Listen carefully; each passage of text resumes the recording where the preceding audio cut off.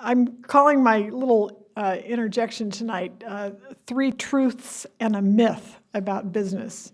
The first one is simply that business is the most important institution of our day. And so kind of understanding and trying to figure out how to work with business is my real passion. The second one is that business is neither immoral nor moral. It is a bundle of incentives and decision rules and protocols and ways of operating.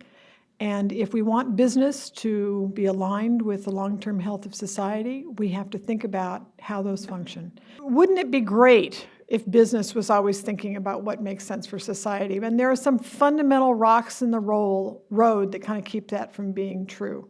The myth part is a myth that we're working hard on exploring and exploding, is the myth that business has to maximize profit or that business is owned by shareholders. Simply not true in law, not true in practice. There are certainly lots of examples of things that we would consider supportive of that kind of premise, but we do a lot of work in business and law schools to try to change how we think and talk about the purpose of the corporation.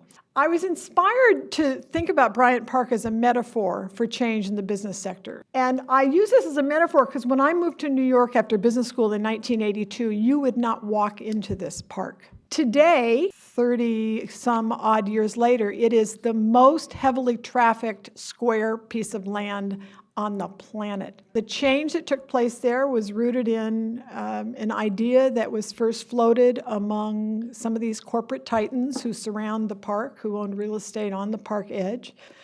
And it germinated into a very closely held conversation among business executives, supported by some important foundations like RBF, but grew into a set of ideas. They had a direct self-interest in the success of the park. That's obvious. If you own real estate across the street from the park and you can't use it, it's detracting from the environment in which your employees work every day. Why the plan that was envisioned for Bryant Park had the kind of momentum and currency to keep on moving through years and years and years of trial and error in making change is because there was a very close tie among the people who were at the core of supporting this institution. And this is core to our work. This, the motto of this comes from one of our fellows: not even a tomato is grown in a quarter. So we tend not to talk about social responsibility in our work. We need to use business language, and what we talk about is taking a long-term view. And so we started years ago on working on curbing short-termism in business and capital markets and turning that around and starting to work with business executives on what does a long-term orientation look like, how is it incentivized, how do you build the kinds of structures to support long-term thinking.